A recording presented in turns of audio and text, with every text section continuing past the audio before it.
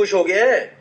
मुझे बोलते हो ना सारे कि जी पाकिस्तान के अगेंस्ट बात करता है, पाकिस्तान टीम की सपोर्ट नहीं करता है। मैं तो पहले दिन से कह रहा हूँ भाई, इंडिया का कोई मुकाबला ही नहीं है पाकिस्तान से। अभी भी किसी को समझ नहीं आ रही। हम फ्लूक में जीतते हैं तो जीत जाते हैं। क्या हुआ आज? कितनी बड़ी बड़ी मिस्टेक्स की हैं आज मैच में। मतलब इतनी बड़ी बड़ी मिस्टेक मुझे समझ नहीं आती। फखर जमान क्यों ओपन आया है? उसकी रीजन क्या है? उसकी रीजन ये थी कि जी साइम अयूब साहब रन नहीं कर रहे। ठीक है, तो साइम अयूब अगर रन नहीं कर रहे तो ना करे। नहीं खिलाना तो उसको मैच ना खिलाओ। अगर आपने उसको खिलाना है और साथ में बॉलिंग भी करवानी है, उसको तो शैन वॉन बना रहे हो आप। बैट्समैन तो बिल्कुल नहीं है कहीं से भी। जब उसको मैच भी खिलाना तो उसको ओपन करवाओ, शायद सर्किल में कुछ खेल जाए, कुछ रन कर जाए। आपने ये सोचा कि जी फखर जमान से ओपन कराते हैं, नीचे से जो है वो साइम अयूब आके स्पिनर को छक्के मारेगा। भाई फखर जमान स्पिनर्स को टैकल कर सकता है जैसा वो प्लेयर है, साइम अयूब नहीं कर सकता। उसके बाद फखर जमान का गलत आउट दिया, 100% गलत आउट था। मैं तो उसकी बात ही नहीं कर रहा कि जी फखर जमान का गलत आउट दिया तो पाकिस्तान ने 171 कर दिया, वरना अगर फखर जमान आउट नहीं होता तो हम 271 कर देते। मैं ये बिल्कुल बात नहीं कर रहा, ठीक है, लेकिन उसका आउट गलत था। स्टार्ट अच्छा था, हालांकि रन से 15 रन नहीं किए, स्टार्ट अच्छा था। फखर जमान थोड़ा सा और खेलते तो शायद इससे ज्यादा रन होते, लेकिन खैर मैं उस चीज को मुद्दा नहीं बना रहा। साहबजादा फरहान ने 58 रन किए 45 बॉल्स पे। कितना का स्ट्राइक रेट? 128। 10 ओवर में जिस टीम के 90 प्लस रन हों और वो टीम 171 रन करे, ये मुझे समझ नहीं आती। साहबजादा फरहान ने 58 रन जो किए, क्या किया उसके बाद? 10 ओवर के बाद क्या किया उसने? क्या बैटिंग की है? जो बार बार मैं एक चीज बोलता रहा, हमारे बैट्समैनों को मैच चलाना ही नहीं आता, सिंगल डबल्स करने नहीं आते, ठीक है, इनको समझ ही नहीं है कि स्पिनर्स को किस तरह बैटिंग करनी है। एक की तरफ मारी जा रहा है, एक की तरफ मारी जा रहा है, डॉट बॉले खेली जा रहे हैं। मतलब जिस टीम ने 10 में 92 और 15 ओवर में कोई 116 या 120 रन थे, अब हाल चेक करो, हमारी बैटिंग का हाल चेक करो। अच्छा, जब 10 ओवर हो गए और साइम अयूब आउट हुआ तो हुसैन तलत को भेजने की क्या जरूरत थी? वो तो पहला मैच खेल रहा, जो कि उसको गलत खिलाया मैच। हुसैन तलत को मैच नहीं खिलाना चाहिए था। इतना बड़ा मैच आपने हुसैन तलत को खिला दिया। आप जाते हसन नवाज के साथ जाते। आपका माइक हसन one of the best player है जी, हमारे पास आ गया, सुपरस्टार बनेगा, छक्के मारता है, ये करता है, फलाना करता है, मैच फिनिश करता है। कहां गया मैच फिनिश? कहां गया सुपरस्टार? कहां गया हसन नवाज?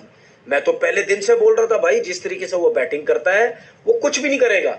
जिस तरीके से वो बैटिंग करता है, आप अच्छे बॉलर लगेंगे वो आउट हो जाएगा बिल्कुल।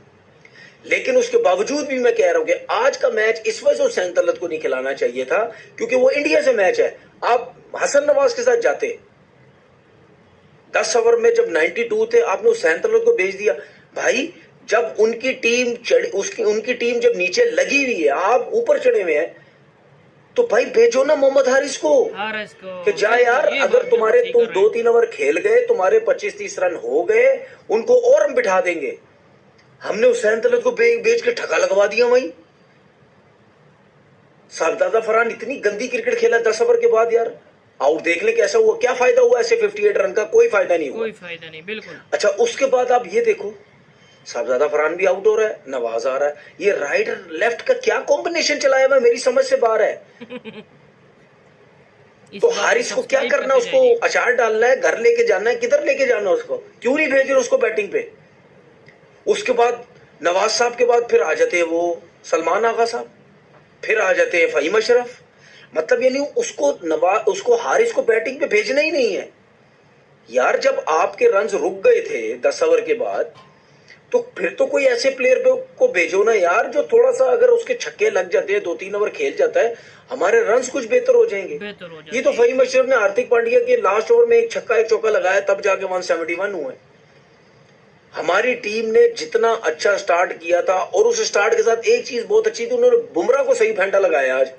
सही सर्कल में फेंटा लगाया। मेरे ख्याल T20 में सबसे ज्यादा रन दिए बुमराह ने आज, 45 रन दिए। तो जब आपने बुमराह जैसे प्लेयर को इतना मारा और इतना अच्छा स्टार्ट ले लिया, तो यार आपके रन 190-195 रन होने चाहिए थे कम से कम। ये 170 नहीं होने चाहिए। ये भी हम मर के 171 पे पहुंचे। ये कोई इतनी आसानी से हमने थोड़ी किया 171। तो कब जीतोगे यार, कब जीतोगे? बॉलिंग आती है उसमें देख लो आप। मतलब यानी एक वो प्लेयर जिसको आपने कप्तान बनाया, जिसका T20 का कोई दूर दूर तक वास्ता नहीं, उसको आपने, माइक एसन साहब इस्लामाबाद यूनाइटेड से फ्रेंचाइज से उठ के आते हैं और उसको सलमान आगा साहब को कप्तान बनवा देते, जिसका दूर दूर तक पता नहीं है, आपने उसको कप्तान बना दिया। उसको समझ नहीं आ रही मैं क्या कप्तानी करूं, किससे क्या करूं। भाई जब शाहीन ने पहला ओवर किया, पैथेटिक स्टार्ट किया शाहीन ने, पैथेटिक स्टार्ट किया। सब ये कह रहे हैं अभिषेक शर्मा को विद इन स्टंप बॉल करो, फंसता है। मतलब आप इतना सीनियर हो गया, अपना पहला बॉल ही बाउंसर करवा दिया उसको, और कहां गया वो, ग्राउंड से बाहर, फाइन लेग पे छक्का। जब आप पहला बॉल ही छक्का खा रहे हैं तो उसका दिल तो बड़ा हो गया, तो वो तो चढ़ के आएगा फिर, जिस तरह पूरे मैच में जो चढ़ा, 74 रन कर दिए उसने, मार के सबका बुरा हाल कर दिया उसने। अच्छा, उसके बाद साइम अयूब, भाई क्यों साइम अयूब, क्या पत्थर पे लकीर लिखी हुई है कि सेकंड ओवर साइम अयूब नहीं करना है? क्यों नहीं आ रही? हारिस रऊफ के साथ जा रहे, हारिस रऊफ नहीं आ रहे तो फहीम अशरफ चले जाओ। 4 आउट किए, सारे फास्ट बॉलर ने आउट किए। तो भाई जहां पे बॉल अगर स्पिन नहीं हो रहा तो वहां पे फास्ट बॉलर से ही आप चांस लोगे ना। शोमन डुबे ने 2 आउट किए, उसने मैच पलट दिया सारा, उनके स्पिनर्स की मार नहीं लग रही थी। लेकिन 10 ओवर के बाद उनके स्पिनर्स को देखो, उन्होंने विकेट को समझा, सब कुछ दूर दूर गेंद कर रहे हैं, दूर दूर गेंद करने के। यार ये साहबजादा फरहान छक्के ना मारे, विद इन स्टंप बॉल ही नहीं कर रहे थे साहबजादा फरहान को, ऑफ स्टंप से बाहर। इसी तरह शेवन दुबे भी कर रहा था, ऑफ स्टंप से बाहर। कैसे आउट हुआ? वहीं वैसे ही आउट हुआ साहबजादा फरहान, ऑफ स्टंप से बाहर किया, मारने के खड़ी हो गई। मतलब यानी मुझे हैरत है यार, साहबजादा फरहान क्या बैटिंग करता है यार। मतलब यानी इतनी तुमने डोमेस्टिक क्रिकेट कवर्स पे कौन खेलेगा, तुम लोग अपने रन खुद जाया करते हो। इब्रार की बात करो, छक्के 40-45 रन दे दिए, क्या बॉलिंग कर रहे हैं। एक तो इनके ऊपर अगर अटैक करो तो बिल्कुल ही गिर जाते हैं नीचे। उसके बाद सबसे अहम बात, माइक एसन one of the best bowler in world cricket है जी। नवाज, मैच खत्म हो गया, सब घर भी चले गए होंगे, 19 ओवर में 1 ओवर नहीं किया। ये कौन सा one of the best bowler in world cricket है भाई? बिल्कुल, ये पॉइंट, मतलब वो ट्राई नेशन सीरीज जीत के, अपने जैसे लेवल की टीमों से जीत के, उसने एक मैच में फाइनल में 5 के आउट कर दिए शारजा में। One of the best bowler world cricket हो गया। किधर गया one of the best bowler world cricket? किधर एशिया में कहीं एक्स्ट्राऑर्डिनरी एशिया कप में परफॉर्मेंस करता हुआ नजर आया? बिल्कुल जी। आज के मैच में आपने उससे बॉलिंग करवाई, आपके कप्तान ने उससे बॉलिंग करवाई? नहीं करवाई। ये तो आपका हाल है। मतलब लेफ्ट राइट कॉम्बिनेशन चल रहा है तो आप नवाज से बॉलिंग नहीं करवाएंगे। अगर नवाज से हमने बॉलिंग कराई तो पता चले अभिषेक बच्चन 5 छक्के कवर में ना मार दे, इसी वजह से आपने उससे बॉलिंग नहीं करवाई ना। क्यों? पिछले मैच में आपने देखा नहीं था, फखर जमान के सामने अक्षर पटेल आया था, वो मारने के आउट हो गया। वो बैट्समैन चांस लेता है भाई, विद द स्पिन खेलने जाता है, डाउन द विंड निकलेगा, मारूंगा शायद छक्का, ट्राई करूंगा, नहीं लगेगा तो आउट भी हो सकता है। मतलब क्रिकेट तो टोटल एक चांस है ना यार, चांस है टोटल क्रिकेट। हम किस किस्म की क्रिकेट खेल रहे हैं? और कहते हैं जी सपोर्ट करें, पाकिस्तान टीम को सपोर्ट करें। अबे भाई कैसे सपोर्ट करें? सुन लिया सूर्या कुमार यादव ने प्रेस कॉन्फ्रेंस में क्या बोला?